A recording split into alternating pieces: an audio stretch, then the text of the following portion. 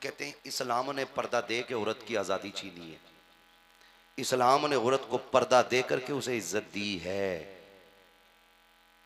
पर्दा दे करके इज्जत दी है। लोग कहते नहीं नहीं औरत का आजाद हक है। तुम किसे आजाद कहते हो? यही जो फ्लाइट के अंदर 4 लड़कियां पूरे 300 लोगों के आगे पीछे गिलास लेके घूमती हैं, तुम उसे कहते हो ये आजादी है? होटल के अंदर जाकर के जो कपड़ा पोछा मारती हैं टेबलों पे, तुम कहते हो ये आजादी है? जिस बेटी को 3 भाइयों की बात बुरी लगती हो, वो काउंटर पर बैठ करके 300 लोगों की गाली सुनती है, तुम इसे आजादी कहते हो? जिससे घर के मिंबर का 5 खाना बनाना, 5 लोगों का खाना बनाना जिसे बोझ लगता हो, वो 300 लोगों के आगे पीछे जाके कहती है सर क्या चाहिए, तुम इसे आजादी कहते हो? क्यों समझे? जिसे चाहा दर पे बुला लिया, जिसे चाहा अपना बना लिया। ये बड़े करम के हैं फैसले, ये बड़े नसीब की बात है। जिंदगी का बाकी तो कोई राग ही नहीं है, बस वही जिंदगी कीमती है जो शहर नबी में गुजर जाए या यादें नबी में गुजर जाए। कोई जवान ये ना समझे कि अभी बुढ़ापे तक जीना है, कोई ताकतवर ये ना समझे कि अभी तो बहुत ताकत है, कोई अमीर ना समझे कि पैसा बहुत है। कोई भी बीमारी होगी देख लिया जाएगा। अगर ये जहन में बात आए तो जहन नशीन करा दूं, हॉस्पिटल में जाके देखो बड़े बड़े पैसों वाले एक एक सांस को तरस रहे, बड़ी बड़ी ताकत वाले आज ना बिस्तर से उठ नहीं पा रहे। जाके देखो कब्रिस्तान और हॉस्पिटल कितने हसीनों से आबाद है। वक्त जब बदलते हैं ना तो फिर कोई चीज नहीं बचा पाती है। मौत बुढ़ापे में भी आनी है, जवानी में भी आनी है, बचपन में भी आनी है। मौत का गम नहीं कि मौत आनी है, खुशी तब होगी जब मौत हुजूर के इश्क में आ जाए। ये असल बात है। मौत अगर हुजूर के इश्क में आ जाए तब बड़ी बात है। लोग बातें करते हैं क्या किया था रात भर वहां बैठ के, क्यों गए थे वहां पे। कई बार लोगों ने कहा इतने जलसे हो रहे हैं तब्दीली नहीं आ रही। तो पहली बात तो ये बता दूं बड़ी तब्दीली है। आपने ये जलसा कराया, हो सकता है इस जलसे से ये पैगाम दुनिया के कोने में किसी के दिल में जगह कर जाए और कोई अपनी जिंदगी का एक दिन बदल दे, तो समझ लेना जलसा कराना कामयाब हो गया है। और अगर बात की जाए, मैं अगर फर्ज कर लूं कि चलो काम नहीं भी हो रहा है, तो हमारा तो एक उसूल है कि जब हुजूर की याद आती है ना तो उनके नाम की महफिल सजा लेते हैं। वरना कौन साहब बैठता है जमीन पे, कौन बैठाता हमें कुर्सियों पे। ये तो सब उनके जिक्र की बरकतें हैं कि जिनकी हैसियत साइकिल पे चलने की नहीं थी वो हवाई जहाजों में उड़ा रहे। झोली में अगर टुकड़े तुम्हारे नहीं होते, इस शान से मंगतों के गुजारे नहीं होते। भाई हुजूर का करम है, एक एक सांस हुजूर का करम है, जिंदगी का एक एक लम्हा हुजूर का करम है। जो आज बेचैनी है ना हमारे मुआशरे में, उसकी वजह हम खुद हैं। आज जो बेकरारी हमारे मुआशरे में है ना, उसकी वजह हम सबसे बड़े खुद हैं। हम ही अपने लिए गड्ढे खोद रहे हैं और खुद ही गिर के रोने लग जाते हैं। बताया गया जो किसी के लिए गड्ढा खोदता है वो उस गड्ढे में खुद गिर जाया करता है। आज हालात ये नहीं है। मैं तो मिंबर से लेकर नीचे तक की अगर बात करूं तो बड़ी तंग नजरी हो गई है। लोग तनकीद पे तनकीद, बेफायदा तनकीद किए जा रहे हैं। काश अपने गिरबान में झांका होता, काश अपने घरों में देखा होता, हमने सोचा होता हमने जिंदगी कितनी हुजूर के फरमान के मुताबिक बदल ली है। क्या ये तबलीग का तरीका है किसी को जलील करना? आज मियां अगर किसी के घर में 4 दाने आ गए तो वो गरीब को जीने नहीं देता। हाँ, अगर किसी ने 4 दिन से कुर्ता पजामा पहन लिया है तो वो फिर किसी को कहां रोड पे चलने देता है। मसला तो इतने तंग दिल हम हो गए हैं, अगर कोई बंदा तौबा करके मस्जिद में आ जाए तो नमाजी मुंह देख के कहते हैं सोच हुए खा के बिल्ली हज को चली। ये तंग नजरी है। होना तो ये था अगर कोई आया था दिल सीधा करके मस्जिद में, तुम्हें तो अगली सफ में जगह देनी चाहिए थी, तुम्हें तो हिम्मतें बढ़ानी थी। अगर किसी जवान ने दाढ़ी रखने का फैसला किया तो मेरी कौम कहती है अभी से मुल्ला बनने के ख्वाब देखने लगा। अगर कोई कहता झूठ ना बोलो तो उसे टोक दिया जाता है। क्या ऐसा लगता है जन्नत का ठेका लिए बैठा है? ये आएगा सूफी, इन्हें देखो भाई, ये तंग नजरी है हमारी। खुदारा लहजों को संभाल के बात किया करो, कहीं ऐसा ना हो तेरे लहजे से किसी का दिल टूट जाए।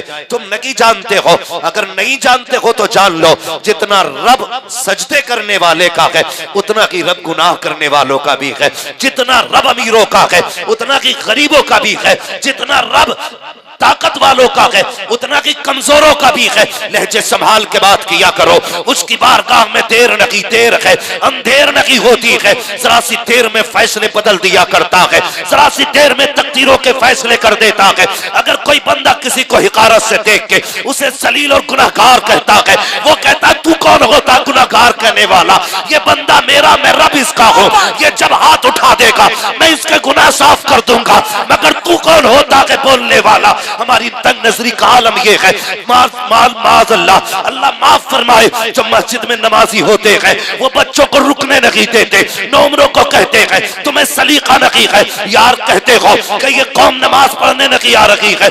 मैं पूछना चाहता हूँ ये क्यों जवानी में नमाज पढ़ने नहीं आए? तो सुनो, पलट के अपनी जिंदगी को देखो। जब ये छोटे बच्चे मस्जिद में आते हैं हाथ पकड़ के कहते हो चल बे चल, मस्जिद गंदी करने आ गया, मैली करने के लिए आ गया। साहिब तुम्हारा लाल था, तुम्हारा बच्चा था, अगर मस्जिद में आया था इसे आदाब सिखाने थे, इसे तरीका बताना था, इसे बताना था बेटे मस्जिद में ऊंची आवाज से नहीं बोलते, इसे समझाना था बेटे वुजू ऐसे किया जाता है। लेकिन जनाब तुमको तो तस्बीह का इतना घमंड था, बच्चे को उठा के बाहर फेंक दिया। दावे के साथ कहता हूँ काश तुम बचपन में लेके आए होते, आज जवानी में तकरीरों की जरूरत न होती, जवानी के अंदर ऐलान करने की जरूरत नहीं होती। जो बच्चे बचपन से मस्जिद में जाते हैं वो जवानी में मदीने के राही हो जाते हैं।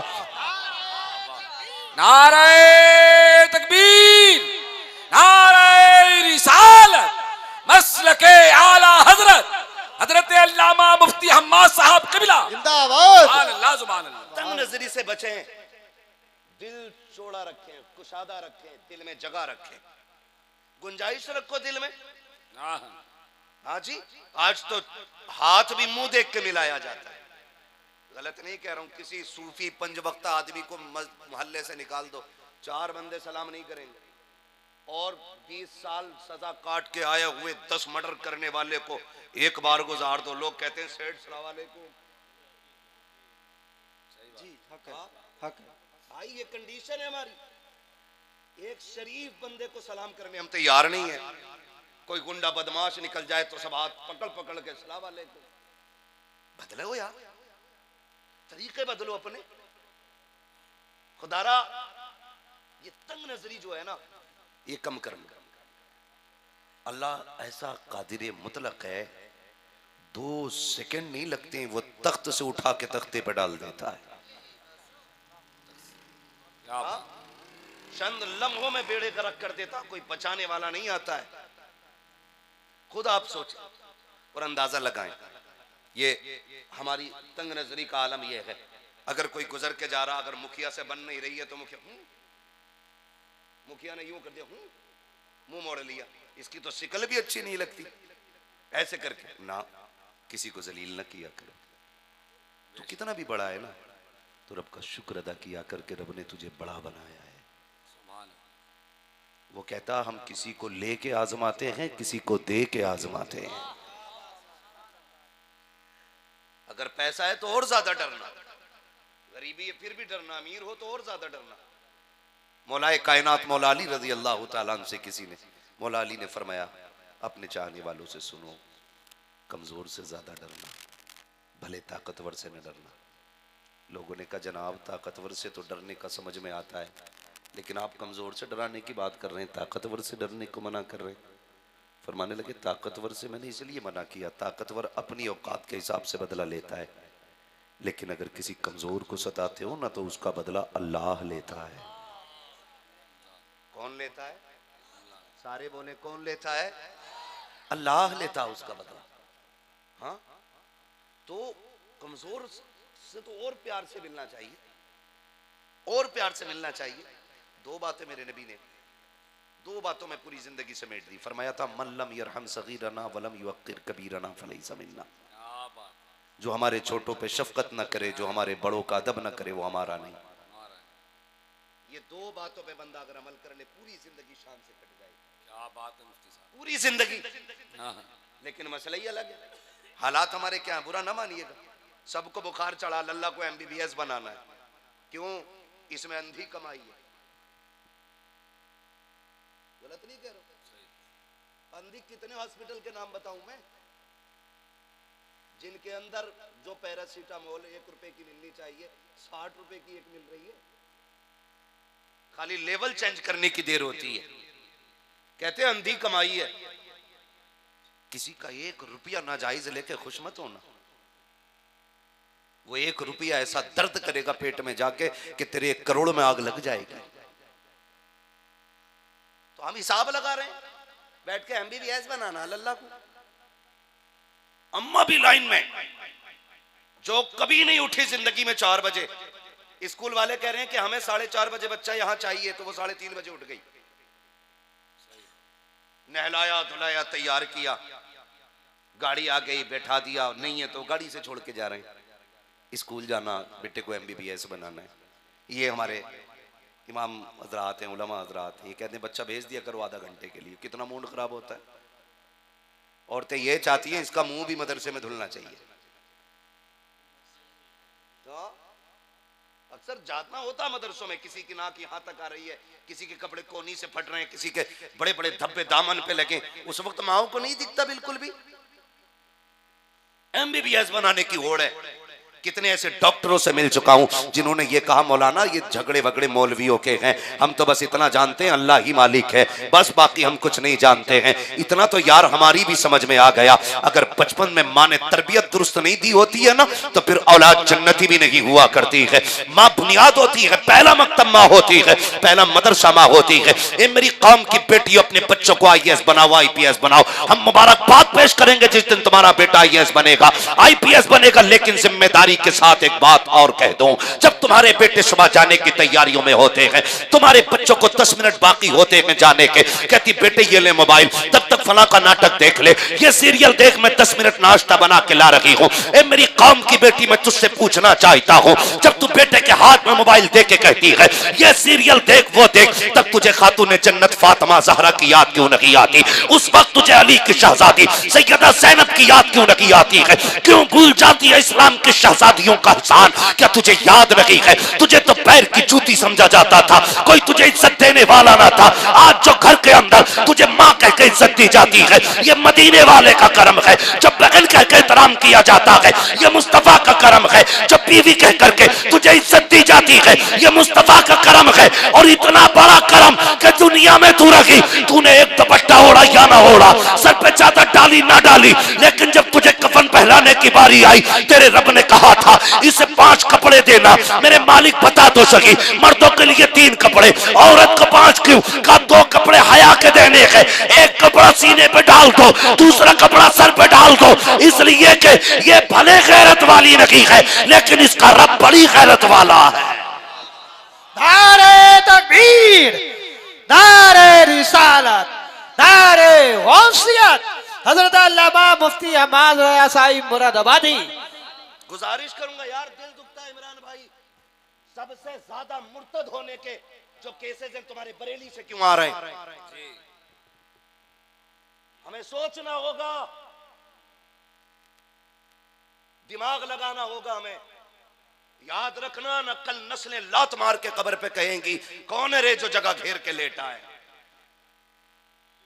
कम से कम इतना तो एहसान करो यार बच्चों पे, ताकि इन्हें मरते दम तक मदीने वाले का नाम याद रहे। क्या बात है, क्या बात है, क्या बात है।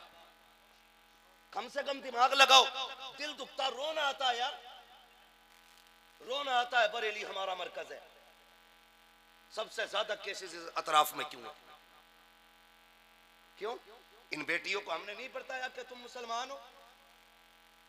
ये किस लालच में बह गई, हमने बच्चों को नहीं बताया? काश तुमने इन्हें बैठा के बताया होता कि तू मुस्तफा के दर की कनीज है।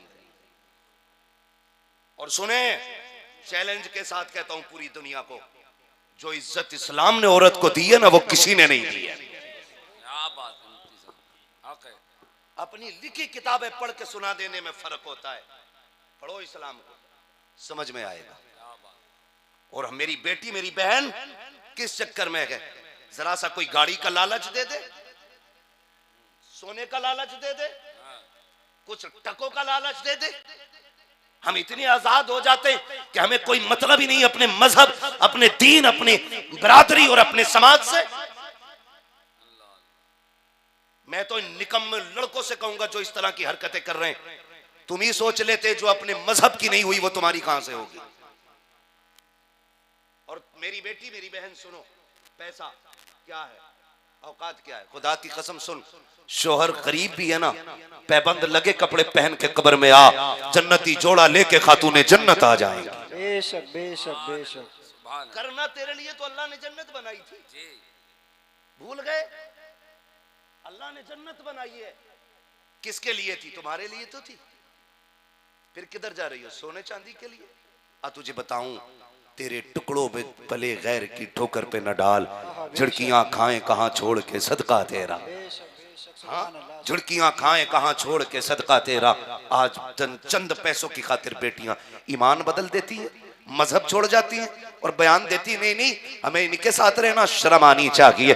जीले कितने दिन जी लेगी, 60 साल में भी मौत आनी है, 70 साल में भी मौत आनी है, 80 साल में भी मौत आनी है, एक दिन मर जाना है। तुझे पता है जो मुस्तफा के दर के गुलाम होते हैं उनके अपने अकीदे कैसे थे, उनका ईमान कैसा था। ऐसा नहीं है कि सोना सिर्फ हिंदुस्तान में आया है, ऐसा नहीं है आज से पहले सोना नहीं देखा था। आज तुझे बताऊं, अभी इब्तदाई इस्लाम का दौर है, मदीने के अंदर यहूदियों का बाजार है, इस्लाम की शहजादी है, बाजार के अंदर किसी काम से गई जेवर खरीदने के लिए, जो दुकान थी वो यहूदी की दुकान थी, उस दुकान पे सोना खरीदने के लिए बढ़ी। जैसे उसने हाथ नकाब से बाहर निकाला, यहूदी की निगाह उसके गोरे रंग पे पड़ गई, जैसी हाथ देखा निगाह खराब हो गई। उसने कहा कि जितना चाहे सोना ले ले, इसके बदले में बस मुझे राजी कर दे। इतना सुनना था, इस्लाम की शहजादी थी, यहूदियों का बाजार था, सारा सोना उठा के मुंह पे मार दिया, फेंक के कहने लगी कुत्ते हमें नहीं जानता है, हम एक बार मुस्तफा के हाथ पे बिक चुके हैं, अब दुनिया की कोई दौलत भी हमें खरीद नहीं सकती है। सुभान अल्लाह सुभान अल्लाह। बहुत अच्छा मुफ्ती साहब, जिंदाबाद जिंदाबाद, सुभान अल्लाह सुभान अल्लाह सुभान अल्लाह। नारे तकबीर, नारे रिसालत, मसलके आला हजरत जिंदाबाद। बातें कड़वी तो नहीं लग रही हैं? चलो आ गए, लगे भी तो क्या हुआ, पाए मोरा लंगने इस मुल्क खुदा तंगने। इस टेंशन में तो बोलते ही नहीं है कि दोबारा ये बुला में ना बुला में, इस बात का तो मसला ही कोई नहीं रहता है। मैं आईना हूं दिखाऊंगा दाग चेहरे के, जिसे खराब लगे सामने से हट जाए, बस सीधी सी बात है। उसने कहा तू नहीं जानता, जो हुजूर के हाथ पे बिक जाते उन्हें दुनिया की कोई दौलत नहीं खरीद पाती है। इतना कह के सोना फेंक के चली। सुन मेरी बहन, गौर से सुन, और नौजवानों तुम भी सुनना, तमाशा ही देखते हो, तमाशा बना देखते हो। बाप दामन झाड़ के कहता मेरी कोई गलती नहीं है, चली गई तो चली गई, मैंने तो छोड़ दी। और बेगैरत अगर बात खाली तेरी होती तो कोई तेरे मुंह पे न थूकता। बात मजहब इस्लाम की है, बात पूरे मजहब की है। तुझे कौन जानता है? तेरी बेटी तक तेरा नाम नहीं लेती है, लेकिन उसे इस्लाम की शहजादी कहा जाता है। तुझे कौन जानता है? गलती नहीं है, मैं बताऊं गलती कहां है। सुने ये भी तेरे फहरिस्त, मुझे याद दिला देना इमरान भाई, जहां से बात छोड़ रहा हूं मैं, याद रखिएगा, मैं बताऊं गलती कहां की है। गलती की है जब बेटी पैदा हुई ना, तो फूफी आई, खाला आई, ताई आई, नानी आई, सब दो बद्धियों वाले कपड़े लेके आई। कब? जब बेटी पैदा हुई तब। कहते हैं तो बालक है। तुम्हें पता है जब बच्चा माँ के शिकम में होता, जाओ जाके देखो आज भी अंग्रेजों के अंदर माँ के शिकम में होता, औरत पहाड़े याद करना शुरू कर देती जबकि उसे याद होते। क्यों? उसे मालूम है जो हम याद करते हैं वो बच्चे के जहन पे बैठता चला जाता है। वो तो माँ के शिकम में था तभी असर शुरू हो गया था। अल्लाह अल्लाह। तुम कहते हो ये बच्ची है, दो बद्धियों का सूट लेके आई, सबको दिखा रही है, देखो 1100 का है। बेगैरतों ने रेट सबने देखे, लेकिन उसकी बनावट किसी ने नहीं देखी। बुरा मत मानना, ये कड़वी सच्चाई है, ये कभी नहीं होना चाहिए आज के बाद किसी घर में।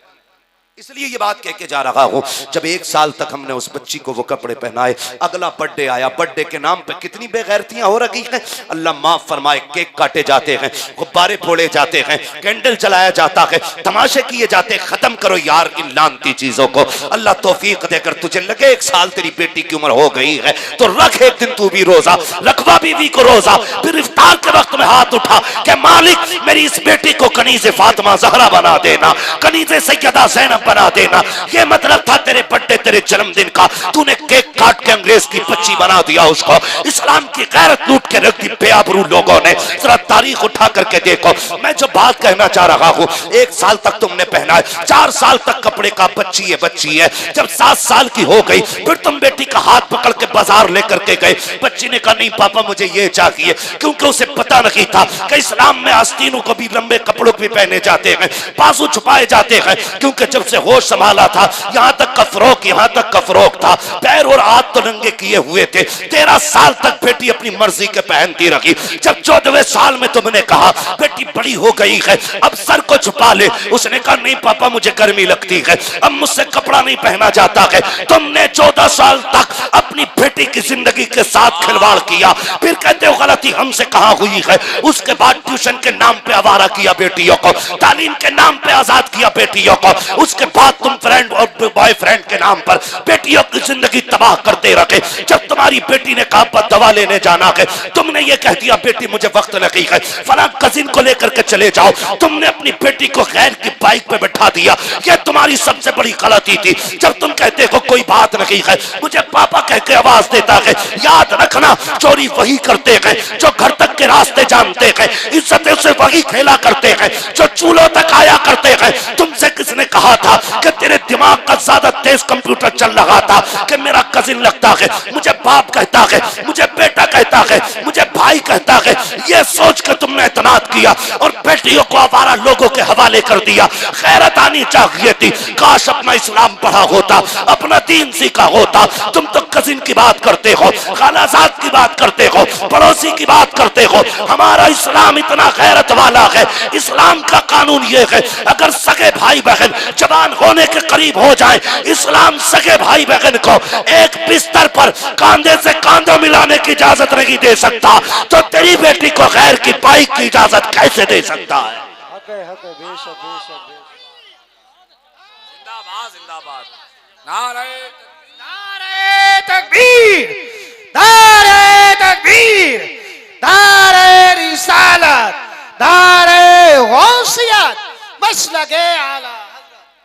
सोचो जो इस्लाम हमें सगे भाई बहन को एक बिस्तर पे कंधा मिला के बैठने की इजाजत नहीं देता, किसी तेरे चचेरे खलेरे फुपेरे मुमेरे की बाइक पे बैठने की इजाजत कैसे दे सकता है। गलती की हमने, अपनी जिम्मेदारी पूरी नहीं की। काश हमने अपनी जिम्मेदारियां निभाई होती। अरे नहीं हो रहे थे शौक पूरे, कह देते बेटी ये पुराना लिबास पहन के ईद कर ले, जन्नत में नए लिबास में तेरी ईद हो जाएगी। बेशक बेशक कहते ना, लेकिन नहीं, हमने तो ये फैसला किया ना कि कुछ भी हो जा बेटी, और दिमाग लगा के बता के कहते नहीं नहीं नहीं। बाप कहता है बेटी इज्जत का ख्याल रखना, तो बेटी कहती पापा बेवकूफ थोड़ी हूं, जान दे दूंगी मैं तुम्हारे नाम पे। जान नहीं, इज्जत ही लुटा के चली गई। और लोग बात करते कहते नहीं मुझे अपनी बेटी पे गर्व है। और कुछ मौलवियों को दीन सिखा के कहते जी पर्दा तो दिल का होता, नजर का क्या पर्दा। ये बेवकूफ बनाते हम मौलवियों को भी। याद रखना मौलवी घर की किताब से मौलवी नहीं बना, मौलवी मदीने वाले के कानून से मौलवी बना है। एक बात याद रखना, साइंस कितनी भी आगे हो जाए मेरे महबूब के तलवों से आगे नहीं जा सकती है। बेशक हक है हक है हक है। वाह वाह मुफ्ती साहब जिंदाबाद। मेरे महबूब के तलवों से आगे नहीं जा सकती है। बता साइंस का मकाम जिसके तलवों से आगे नहीं जाता, उस जात के अपने दिमाग का मकाम क्या रहा हो। बेशक सोचो तो सही। कहते नहीं नहीं वो दिल का पर्दा, हाजी नजर का कोई पर्दा नहीं है। कुरान कहता है ईमान वालों अपनी नजरें नीची रखो। और कुरान वो है जिससे साइंस बनी है। सही बात तो ये है, साइंस ने जिससे जन्म लिया उसे कुरान कहते हैं। आप खुद भी सोच सकते हैं, हम जो दिमाग लगाते हैं वो मौलवियों की बातों में नहीं आना चाहिए। अच्छा चलो तुम्हारी मान ले, नहीं आ रही बातों में। अब बताओ मौलवी से पहले क्या था? मौलवी से पहले थी जहालत। हुजूर आए, सुने मैं जो बात कहना चाह रहा हूँ, कोई इसकी ज्यादा गहराई में मंतिक और फलसफा हमें ना पढ़ाए, जिसे पढ़ाना हो हमसे घर बैठ के बात करे, इंशाल्लाह चाय भी पिलाएंगे, मसला भी समझाएंगे। हाँ ये भी बड़ा जरूरी रह गया, बात समझे मेरी जो मैं कहना चाह रहा हूँ। तो हुजूर ने कहा था मालिक इतने सारे ऐब पूरी कौम के अंदर हैं, कब तक इनकी सलाह की जाएगी? कोई ऐसा एंटीबायोटिक दे जिस एक एंटीबायोटिक से सारी बीमारियां खत्म हो जाएं। तो पहली आयत नाजिल हुई, इक़रा बिस्मि रब्बिकल्लज़ी खलक़। क्या? इक़रा बिस्मि रब्बिकल्लज़ी खलक़, ये पहली आयत नाजिल हुई ना, तो खुदा की कसम ये पैगाम दिया गया, महबूब अगर सारी बुराइयों का खात्मा करना है ना तो फिर तालीम आम कर दी जाए, जितने पढ़ते जाएंगे मुसीबतों से निकलते जाएंगे। बेशक, सुभान अल्लाह, सुभान अल्लाह। ठीक है जी, कहते हैं जी पर्दा तो दिल का है, नजर का क्या पर्दा है? हम कुरान को पढ़े, कुरान कहता है ईमान वालों नजरें नीची रखो।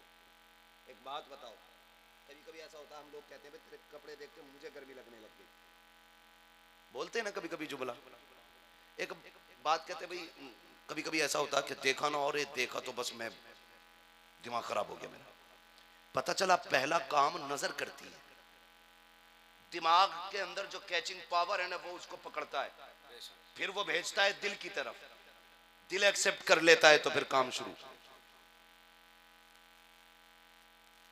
एक बात बताओ जो मैं कहना चाह रहा हूं, जो लोग कहते हैं ना पर्दा दिल का है, मौलवियों ने अपनी लगा रखी है, खुद बताओ पर्दा अगर सिर्फ दिल का होता तो महबूब अलैहिस्सलाम ने अपनी अज़वाज से फरमाया था, जब नाबीना सहाबी घर में आए थे, फरमाया पर्दा कर लो। हुजूर क्यों? कि मेरा फला सहाबी आ रहा है। या रसूलल्लाह ये तो नाबीना है।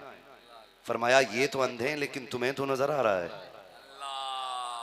ये मैं उनकी बात नहीं कर रहा हूं जो आधी ड्रेस पहन करके हाई स्कूल तक स्कूल जाती रही हूं, उनकी बात नहीं कर रहा हूं जो दुपट्टों में, गलों में दुपट्टे डाल के साइकिलें जिन्होंने चलाई हो। मैं उनकी बात कर रहा हूं जिनसे ज्यादा पारसा खवातीन जमीन पे नजर नहीं आती हैं, बेशक, बेशक। जिनका इंतखाब रब ने महबूब के लिए किया हो। सोचो वो कितनी अजीम जाते होंगी। वो महबूब कहते हैं अपनी बीवी से नजरें नीची कर लो, तुम्हें नहीं, इन्हें नहीं, तुम्हें तो नजर आ रहा है। हमारा नौजवान कहता नहीं नहीं जी पर्दा तो दिल का होता है। अगली बात कहूं, सुने पर्दा कितना अहम है, बातें तो कड़वी लगेंगी। पर्दा इतना अहम है, लोग कहते हैं इस्लाम ने पर्दा दे के औरत की आज़ादी छीनी है, इस्लाम ने औरत को पर्दा दे करके उसे इज्जत दी है, पर्दा दे करके इज्जत दी है। लोग कहते नहीं नहीं औरत का आज़ाद हक है। तुम किसे आज़ाद कहते हो? यही जो फ्लाइट के अंदर 4 लड़कियां पूरे 300 लोगों के आगे पीछे गिलास लेके घूमती हैं, तुम उसे कहते हो ये आज़ादी है? होटल के अंदर जाकर के जो कपड़ा पोछा मारती है टेबलों पे, तुम कहते हो ये आजादी है? जिस बेटी को 3 भाइयों की बात बुरी लगती हो, वो काउंटर पर बैठ करके 300 लोगों की गाली सुनती है, तुम इसे आजादी कहते हो? जिससे घर के मिंबर का 5 खाना बनाना, 5 लोगों का खाना बनाना जिसे बोझ लगता हो, वो 300 लोगों के आगे पीछे जाके कहती है सर क्या चाहिए, तुम इसे आजादी कहते हो? और वो कि लिबास अपनी मर्जी का नहीं, तनख्वाह हम दे रहे हैं तो हमारी मर्जी के कपड़े होंगे, लहजा हमारा होगा, कोई गाली भी बके तब भी तुम्हें मुस्कुराना है, कोई तुम्हें तके ताड़े तब भी मुस्कुराना के, तुम इसे आजादी कहते हो। आज तुझे बताऊं आजादी किसे कहते हैं। आजादी मेरे नबी ने अता की है। फरमाया सुन बेटी, जब तू दुनिया में आई, बेटी बनी तो माँ बाप के लिए जन्नत, बीवी बनी तो बच्चों शौहर के लिए जन्नत, और जब तुम माँ बनी तो बच्चों के लिए जन्नत। और तेरे नबी ने फरमाया अगर कोई औरत अपने शौहर के कपड़ों का धब्बा मुस्कुरा के छुटा देती है, अल्लाह एक धब्बा छुटाने के बदले में 70 नेकी अता फरमाया करता। इसे आजादी कहते हैं, इसे आजादी कहते हैं। हाँ, ये बकवास करके बच्चियों के दिमाग खराब किए जाते। इस्लाम ने इज्जत लूट ली। जो इज्जत इस्लाम ने दी है वो किसी ने नहीं दी है। हाँ, जो इज्जत इस्लाम ने दी है वो बोले। डर लग रहा है आपको? डरने की जरूरत नहीं। इमरान भाई बैठे, मैंने पहले ही कहा था बड़ा मजबूत नकीब बैठाया है, हर मामले में पहलवान है। अल्लाह ऐसे ही पहलवान रखे इमरान भाई को, अल्लाह सलामत रखे। तो लोग किस नजरिए से बात करते मेरे समझ में बात नहीं आती। खुदारा मैं तो बस एक बात जानता हूँ, डॉक्टर इकबाल ने कहा था सुनो कि मोहम्मद से वफा तूने तो हम तेरे हैं, ये जहां चीज है क्या लोहो कलम तेरे हैं। मेरी बेटी मेरी बहन, बस इतनी सी गुजारिश है खुदारा, कनीज़े फातिमा ज़हरा बन जाए। मैं अगर इस पे तफसील से बात करूंगा बात बड़ा वक्त लगेगा। मैं बस ज्यादा दूर तक अपना सफर नहीं बढ़ाना चाहता।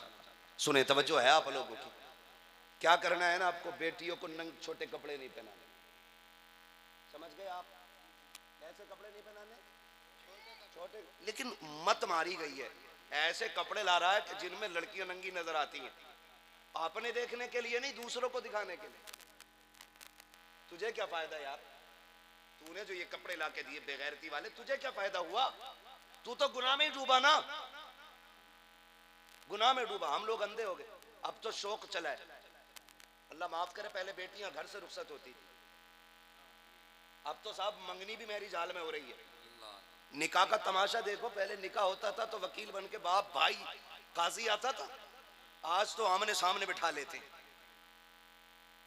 इतना मोटा कपड़ा होता है कि उसमें मच्छर भी दिखाई दे जाए। और ये जितने बिगड़े हुए हैं ना उतने बड़े पापी हैं।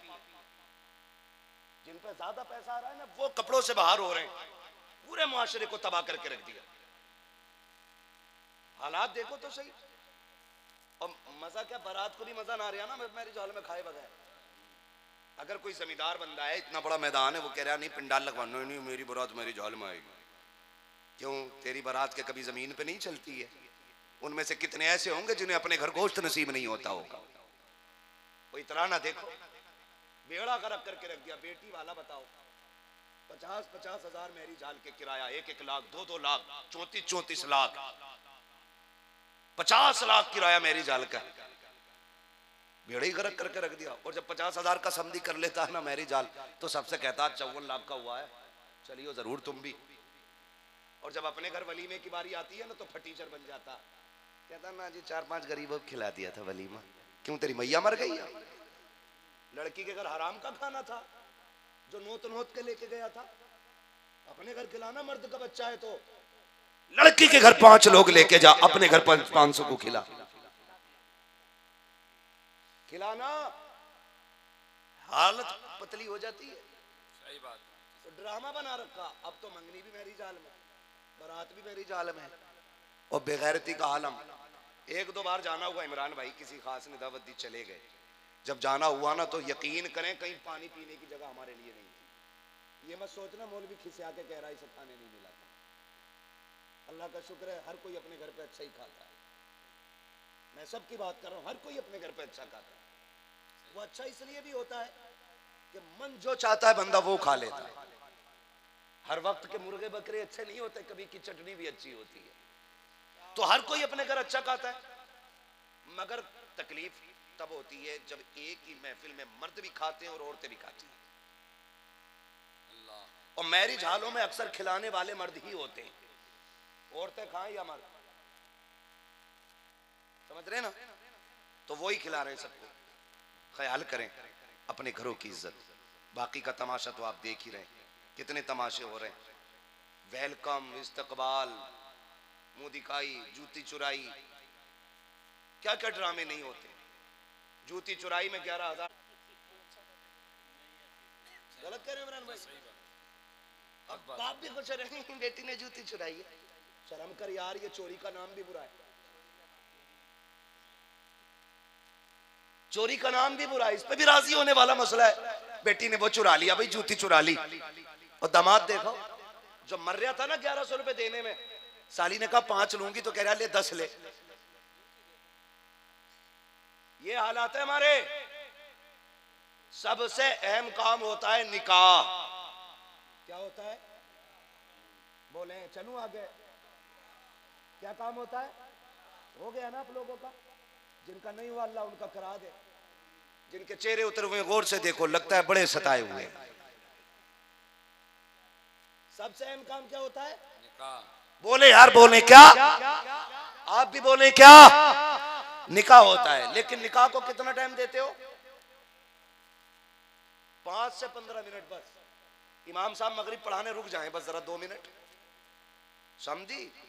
कपड़ों से बाहर आए क्यों नहीं, हमें जाना, हमें लेट हो रही है। बेगैरत, जब पूरी गली में बारात घुमा रहा था तब तेरी घड़ी पे नजर नहीं थी? हाँ, हालत ऐसी होती है, टांग में उठती बारातियों की गिरे जा रहे हैं, मगर उन्हें मजबूरी है बारात के पीछे चलना। दूल्हा घोड़े पे बैठा, ये गधे बने घूम रहे। पहली बात तो उन्हें घुमाया जाता गधा बना के उसके पीछे पीछे, बहुत अच्छी। फिर कहते खाने पे बैठ जाओ। जब खाने पे बैठ जाते खा के फिर ये निकल लेते। क्या करने आए थे? खाली डीजे देखने आए थे कि निकाह में भी आए थे? भाई खा लिया था तो निकाह में बैठते सारे लोग, लेकिन कोई नहीं बैठता, चंद यार रह जाते हैं।